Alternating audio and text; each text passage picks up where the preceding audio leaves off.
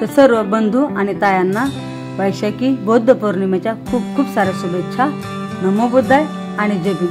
तर आज आपण पौर्णिमा निमित्त मस्त खीर बनवणार आहोत। तर बघा दिसायला एवढी भारी दिसते आणि खायला खरंच खूप टेस्टी। तर साहित्य तर खूप कमी आणि खीर खरंच खूप टेस्टी। तर खीर बनवण्यासाठी मी एवढं साहित्य घेतलेलं आहे। शेवळ्या आहे, सुक्का नारळ आहे, ड्रायफ्रूट आहे, वेलची आहे, साखर आहे आणि दूध। खूप थोडं साहित्य आहे आणि खीर खूप टेस्टी होते। तर चला मग अगोदर तर कढईमध्ये तूप टाकून घेऊ आणि तूप विरघळलं की मग आपण वेलची टाकून घेणार आहोत। आणि तुम्ही जर आपल्या चॅनलवर आता नवीन आहेत, आपल्या चॅनलला आतापर्यंत सबस्क्राइब नाही केलं तर नक्की प्लीज सबस्क्राइब करा, लाईक करा आणि शेअर पण करा।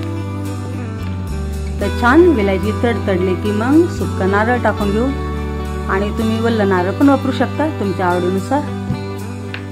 तर नारळ पण छान तुपामध्ये परतून घेऊ आणि नारळ परतलं की मग आपण शेवळ्या टाकून घेऊ। आणि ड्रायफ्रूट जर तुम्हाला तुपामध्ये भाजून टाकायचे असले तर तुम्ही भाजून टाका, मी कच्चेच टाकलेले आहेत। तर आता शेवळ्या टाकून घेऊ आणि छान तुपामध्ये परतून घेऊ।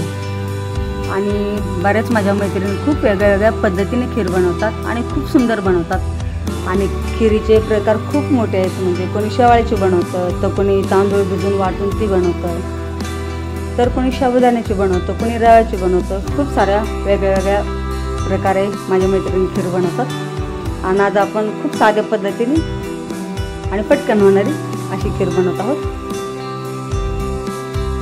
तर छान तुपामध्ये शेवळ्या परतून घेऊ आणि आता साखर टाकून घेऊ। आणि जर तुम्हाला खवा टाकायचा असला तर तुम्ही खवा पण टाका, खूप सुंदर होते खीर। खवा टाकला तरी सुंदर होते आणि नाही टाकला तरी पण सुंदर होते।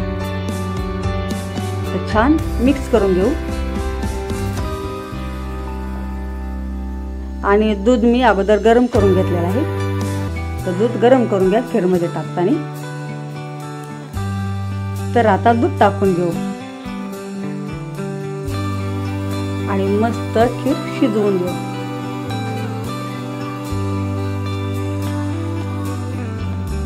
चला मग परत एकदा छान मिक्स करून घेऊ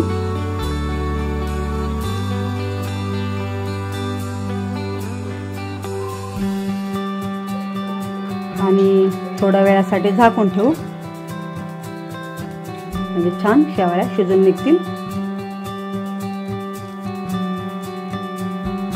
तर आता मी वरून ड्रायफ्रूट टाकलेले आहे।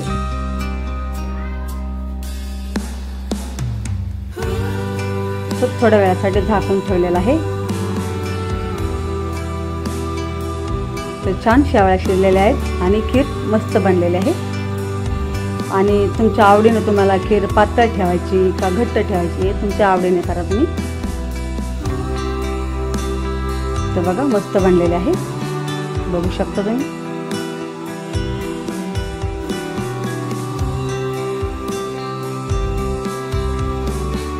वाव, तो सुगंध पण खूप सुंदर येतोय आणि खीर पण खूप सुंदर बनलेली आहे।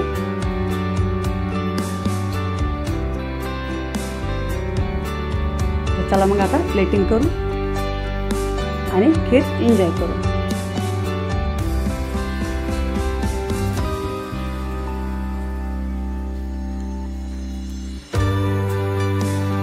तर ही आपली पटकन होणारी साधी आणि सिंपल बौद्ध पौर्णिमा स्पेशल खीर बनून तयार आहे।